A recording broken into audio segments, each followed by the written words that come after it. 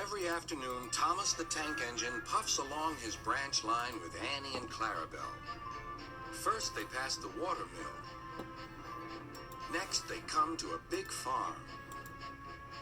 Then, they can see a bridge with a village nestled either side of it. This is a special place. Whenever children hear Thomas coming along, they stand on the bridge waving until he is out of sight.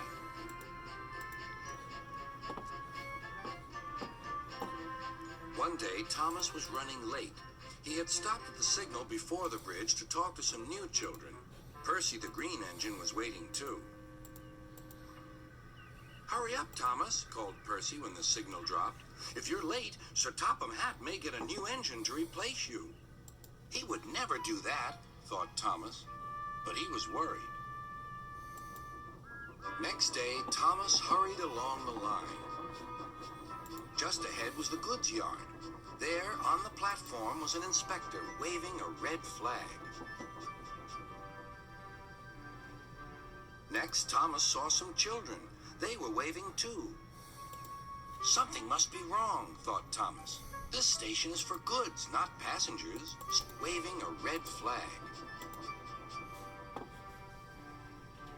Next, Thomas saw some children. They were waving too. Something must be wrong, thought Thomas. This station is for goods, not passengers. "Help, Thomas, help! We're glad to see you," called the children. "Please, will you take us home?" Children. They were waving too. Something must be wrong, thought Thomas. This station is for goods, not passengers. "Help, Thomas, help! We're glad to see you," called the children. "Please, will you take us home?" The stationmaster explained to Thomas's driver that the... "Help, Thomas, help! We're glad to see you," called the children. "Please, will you take us home?" The stationmaster explained to Thomas's driver that the school bus had broken down, and all the parents would be worried if the children were late. Thomas waited as the children walked down from the bridge.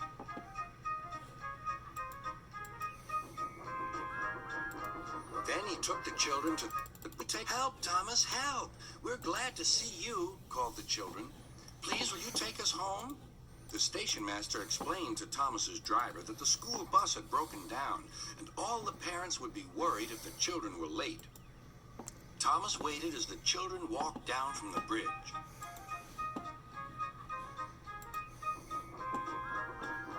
Then he took the children to the next station where Bertie was waiting to take them home. When Thomas finished his journey, he was very late. He was at the next station where Bertie was waiting to take them home. When Thomas finished his journey, he was very late. He was worried that Sir Topham Hatt might be cross with him. "I warned Thomas," puffed Percy to James. "He's been late one time too many. He'll be in trouble now." Late. He was worried that Sir Topham Hatt might be cross with him. "I warned Thomas," puffed Percy to James. "He's been late one time too many. He'll be in trouble now." But next morning, when Thomas picked up his passengers, Sir Topham Hatt was nowhere to be seen.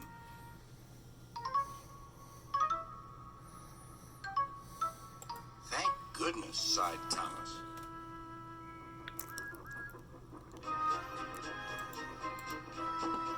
Thomas knows every part of his branch line. Just ahead was a stretch where the hot sun had bent the rails on the track.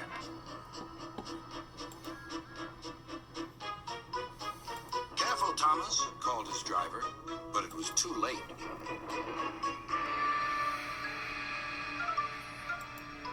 "That's done it," said his driver. "We shan't get any further today." "But what about my passengers?" asked Thomas. "Don't worry, they'll be looked after," replied his driver. While workmen repaired the line, Thomas had to shunt freight cars in the yard. Bertie came to see him. "I understand you need my help again." "Yes, Bertie," replied Thomas sadly. "I can't run without my rails." Bertie set off to collect Thomas's passengers.